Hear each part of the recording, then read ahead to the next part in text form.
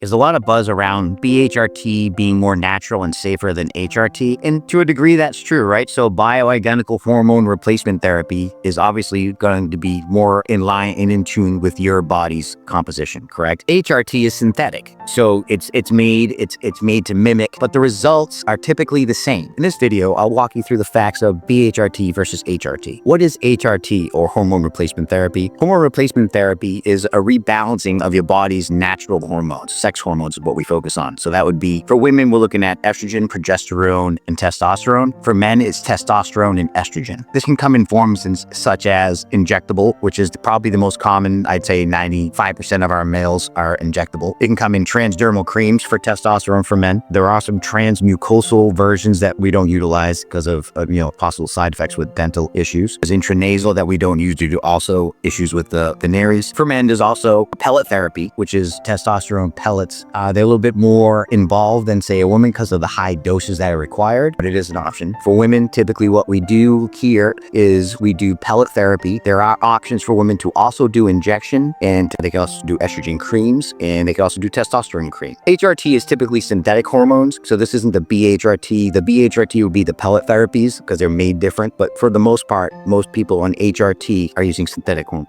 What is BHRT, or bioidentical hormone replacement therapy? It's hormone therapy that is made from something that mimics our own natural body's composition. So, for example, the testosterone pellets we use are manufactured. They have a stearic acid component on the outer layer. It is made from a yam. So basically, it comes from a yam. The DNA is modified and it is created into a pellet, and that is what's placed inside. It absorbs in over time and gives you a nice consistent level. Yeah, so BHRT is plant-based and chemically identical to human hormones. What are the key differences between BHRT and HRT? I would say the delivery method. So BHRT is going to be a pellet type therapy. HRT is going to be injectable or transdermal. Yeah, so HRT is synthetic, animal-based, and BHRT is plant-based. So that's another difference. I'm sure you have a question of, which one's safer, which one's better. And to be honest with you, they both have the same result. They're both safe methods of hormone replacement, bioidentical hormone replacement therapy. They're different methods, but at the end of the day, the end result is the same. It's just how you achieve that. So I'd say they're both safe and effective ways to rebalance your hormones. Who may benefit from BHRT versus HRT? I would say the women. 100% of my women are on pellet therapy, and I'd say, and actually at this point in time, 100% of the men are on injectable or cream therapy. So it's more the method, and then for women, it's more consistent, and they need a lower level versus, men require a higher level. So achieving those levels in women is much easier with the pellet because it's more consistent over a 3-month period versus, maybe bi-weekly injections, depending on the level of sex hormone binding globulin. There's a lot of factors come into how often people inject or microdose. So with women, we find that the pellet is the best form that we have to offer at this point in time. So a question of insurance coverage. So at our clinic, we are concierge, so we are cash pay only, so we don't accept insurance. We don't have to worry about coverage.